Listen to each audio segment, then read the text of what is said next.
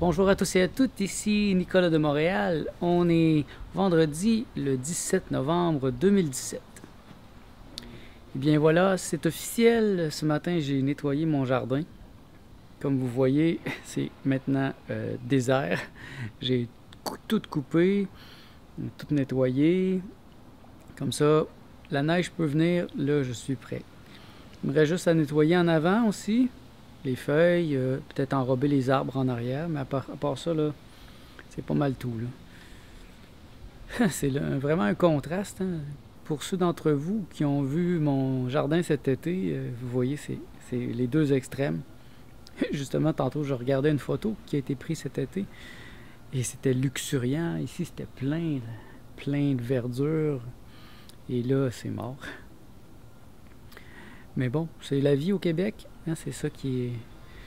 Il y a un certain charme aussi à ces saisons qui sont extrêmement différentes l'une de l'autre. C'est ma journée de congé aujourd'hui, je prends ça vraiment relax. J'ai fait une sieste ce matin. Là, on vient de manger, moi et Martha. Je nous ai préparé un bon dîner crudivore avec des sauces, une sauce au beurre de peanut. Et j'ai trouvé une autre utilisation pour la butter squash. Et je me suis rendu compte que je pouvais la passer dans le blender et ça fait comme un riz, comme du riz. Parce que là, avec mes deux ulcères ici en avant, c'est très difficile de manger. Et je ne me verrais pas manger du spaghetti crudivore avec la butter squash.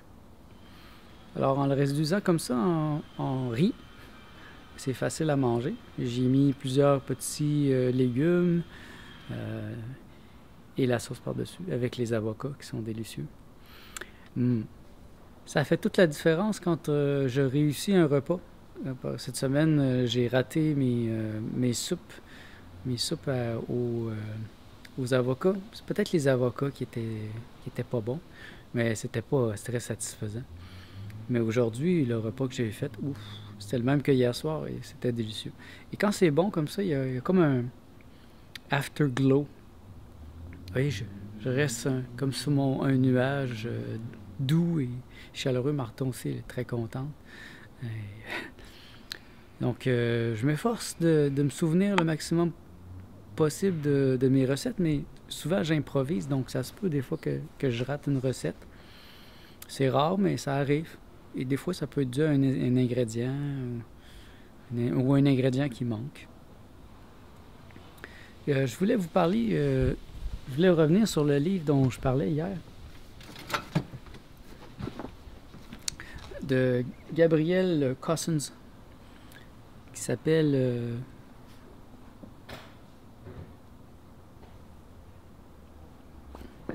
Rainbow Green Life Food Cuisine. C'est un livre très intéressant que je suggère, très avancé au niveau de la nutrition. Ça reprend des thèmes que j'ai vus dans d'autres livres, mais lui, il les pousse vraiment plus loin. En particulier, Gabriel pousse au niveau de la toxicémie, donc ou la myco quelque chose. C'est à propos des champignons. C'est-à-dire que notre alimentation en général, en Amérique du Nord ou dans les sociétés civilisées, contient beaucoup de sucre, contient beaucoup d'éléments avec des champignons, des moisissures, et ça finit par s'infiltrer dans le corps et grandir. Et lui a développé un régime, c'est pas un régime en fait, c'est une manière de manger qui peut être utilisée jusqu'à la fin d'une vie et qui permet justement d'enlever tous les champignons du corps, d'empêcher les champignons et donc les maladies de se propager. Lui, il va dans la direction de la théorie contraire de Pasteur, c'est-à-dire que Pasteur, je pense qu'il disait que c'est les microbes qui viennent créer la maladie chez l'homme, alors que lui, il va plutôt dans l'autre direction, que c'est qu'on crée un terrain parfait pour la maladie. Et là, bien sûr, elle va s'installer. Mais si on a un terrain qui n'est pas propice à la maladie, et on ne sera jamais malade. Ou si on l'est, on va rapidement se guérir. Et le but de son concept, Rainbow Green Live Food Cuisine, c'est justement de rester en santé. Et ça va dans la direction de la nourriture crue et vivante, donc avec des enzymes. Et j'ai beaucoup appris. J'ai beaucoup appris avec ce livre-là parce qu'il est très, très technique. Et ils vont aussi dans une partie de recettes que j'adore. Il explique aussi comment bien balancer les plats. Et ça, c'est quelque chose que j'avais jamais vu ailleurs. C'est comment bien balancer un plat avec... Par exemple, si je fais une vinaigrette, d'avoir un gras, d'avoir un acide et d'avoir un sucre. Et que ça balance l'ensemble. Et d'avoir un sel aussi. Donc, quatre éléments. Donc, quatre éléments qui peuvent être interchangeables. Au lieu du sel, on peut mettre de la sauce soya, etc. Et ça permet de créer une infinité de plats, de soupes, de salades, de sauces. Et franchement, j'en ai réussi beaucoup ces temps-ci. Et quand c'est réussi, la preuve, c'est juste qu'après, il y a le afterglow. Un genre de plaisir, d'une jouissance qui continue même après d'avoir mangé le repas. Comme présentement, ça fait peut-être 1 heure que j'ai mangé et j'ai encore le afterglow, j'ai encore le goût dans la bouche. Et vraiment, ça fait du bien, ça, quand je réussis un repas. C'est une journée froide aujourd'hui encore. Franchement, ce matin, quand j'ai fait le ménage dans le jardin, j'avais vraiment froid. Mais il fallait que je le fasse parce qu'il annonce de la neige très bientôt, si ce n'est pas demain. Donc, on va voir. Moi, je suis prêt, de toute façon. J'ai tout mon matériel pour l'hiver. Et mon manteau, les bottes sont déjà sorties, les gants, les mitaines, etc. Donc, de toute façon, je commence à être très habitué. C'est pas la première fois que je vis un hiver. Et puisqu'il fait si froid, alors aujourd'hui, je reste plutôt à l'intérieur, dans la chaleur de mon appartement avec Martha. Et je m'affaire à lire ce livre. Depuis ce matin, j'ai lu ce livre-là de Gabriel Coussens et je vais essayer de passer à travers aujourd'hui. Ça me rappelle des choses aussi. Il y a beaucoup de choses que je sais déjà, bon, sur l'aspect de la nourriture biologique, pourquoi c'est mieux de manger biologique aussi, pourquoi il y a plus de nutriments dans la nourriture biologique. Et il va plus loin aussi, lui, dans... Il appelle ça le green vegan farming. C'est que ça va plus loin même que l'aspect bio. Et bon, c'est assez complexe. Je pense pas pouvoir bien l'expliquer, mais c'est une technique de farming. Farming, c'est de cultivation qui peut être fait par soi-même. Ben, quand on a l'espace. Comme lui, il fait pousser ses propres légumes. Il y a un centre où il fait du jeûne aussi. Donc, l'aspect du jeûne est important. Gabriel Coussens est un de ceux qui parle du juice fasting. Donc, n'en déplaise à certains, on peut dire que c'est un jeûne au jus, parce que certains grands comme ça en parlent. Et lui, il offre des retraites à chaque année. Donc, chaque année, lui, il dit qu'il fait à peu près 1 mois de jeûne. Et il a l'air en santé. Cet homme-là est quand même d'un certain âge, et là, il rayonne de santé. Et moi, je trouve ça inspirant. Même s'il n'est pas nécessairement dans ma philosophie, parce qu'il semble être plutôt yogi. Moi, je suis plutôt un bogi. Mais je peux reconnaître aussi quand quelqu'un rayonne de santé et aller chercher le meilleur de cette personne. Aller chercher vraiment les éléments qui peuvent être intégrés dans ma pensée. Et je suis vraiment en train de me créer ma propre pensée au niveau de l'alimentation et de me former. Et peu à peu aussi me guérir de la nourriture cuite. Je n'ai plus de tentation pour la nourriture industrielle, parce que franchement, c'est pas très bon. Donc, cette nourriture industrielle, processed food, comme on dit en anglais, avec plein de produits chimiques, ça, franchement, ça ne m'appelle pas. Mais là, j'en suis plutôt à me guérir de la nourriture cuite, et ça, c'est pas évident. La nourriture cuite peut être biologique, mais j'aimerais bien arriver à un point où j'ai même plus le goût de manger de nourriture cuite. Même quand je vais dans des restaurants, je pourrais prendre de la nourriture crue et être totalement satisfait. Mais j'en suis pas encore là. Et comme j'ai déjà dit, moi, je veux y aller en douceur, tout est dans l'art de ne rien rompre. Donc, je ne veux pas rompre avec mon passé, avec ce que j'ai été. Par contre, je veux progresser vers quelque chose de différent.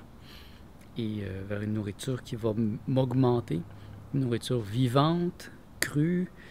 Et c'est tout un art. C'est tout un apprentissage, comme vous le voyez. Il vous suffit de revenir en arrière dans ce blog pour voir mes expérimentations, voir mes réflexions sur le sujet.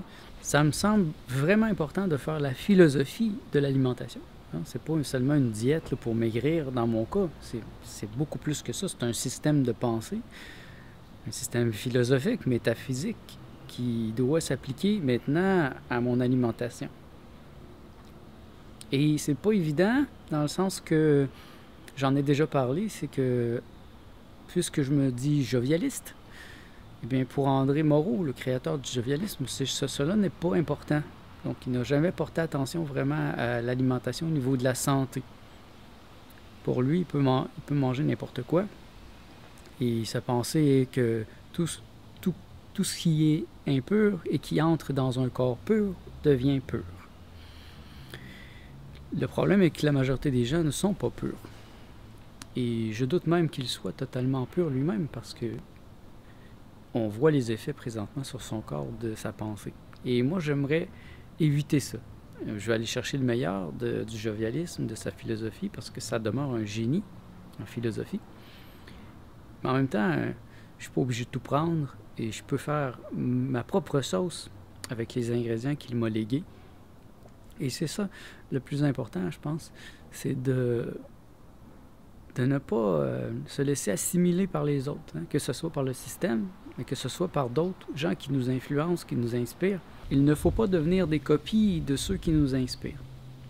Il faut rester assez dynamique pour penser par soi-même et continuer de se réinventer, de se renouveler sans cesse. Et ça, c'est très difficile, je le vois. Je ne connais pas beaucoup de gens qui sont capables de le faire.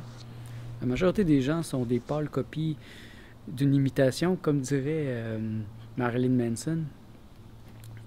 You're a copy of an imitation. Et moi, vraiment, je n'ai pas l'intention d'être une copie d'une imitation, d'un simulacre. Non, non, non. Moi, je suis une vraie personne. Je suis un être. Et j'ai une originalité, une singularité qui s'exprime dans tout ce que je fais. Et je suis capable de me frotter au plus grand et de transformer ce qu'il me donne en moi. Donc, transformer, par exemple, du André Moreau en Nicolas Leroux. Un peu comme Frank Zappa. Frank Zappa, c'est un tel génie qu'il peut prendre n'importe quoi. Il peut prendre du Mozart, il peut prendre du Gershwin, il peut prendre n'importe quoi et il le transforme en Frank Zappa. Et ça ressemble à du Zappa. On peut sentir Frank Zappa. Et pour moi, c'est important. Et ça, c'est la preuve d'une intelligence, d'une créativité qui est sans cesse renouvelée. Et c'est fondamental dans ma vie. Et j'aimerais pouvoir vous inspirer à en faire autant. Donc, si je peux être votre professeur, tant mieux. Ça me fait plaisir d'être votre professeur, mais à un certain point, ce que je veux vraiment, c'est de vous enseigner à vous passer de moi, à ne pas avoir besoin de professeur. Et lorsque l'élève est prêt, eh bien, il jette son professeur à l'eau et il continue à marcher par lui-même. Et ça doit être fait. Sinon, on reste toute notre vie comme un enfant. Vous voyez souvent des gens qui sont des élèves, des éternels élèves, ils vont toujours aller vers des professeurs, mais jamais ils n'atteindront un niveau où ils sont eux-mêmes des professeurs, des êtres réalisés, des êtres indépendants et singuliers. Et moi, je ne veux pas enseigner aux gens à être des élèves. Je veux enseigner aux gens à être des professeurs, à être des maîtres. Un peu comme je l'ai déjà dit, il y a trop de chrétiens, pas assez de Christ. Trop de bouddhistes, pas assez de Bouddha. Donc moi, je veux démontrer par l'exemple que je ne suis pas un chrétien, je suis un Christ. Je ne suis pas un bouddhiste, je suis un Bouddha. Donc je me fais le Dieu vivant et je laisse tous les autres moutons bêler dans les champs pendant que moi je baigne dans le bonheur le plus sublime, dans la lumière et je peux rayonner cette lumière. Si ça vous touche, tant mieux. si ça vous touche tellement que vous avez le goût de vraiment comprendre, bien, je vous invite d'une part à lire mes livres, à suivre mes vidéos, mais si vous avez vraiment la vocation, venez ici à Montréal. Venez vivre près de chez moi et on va devenir amis, on va philosopher ensemble, on va développer une métaphysique de la joie. Bien, merci d'être à l'écoute. On se revoit plus tard.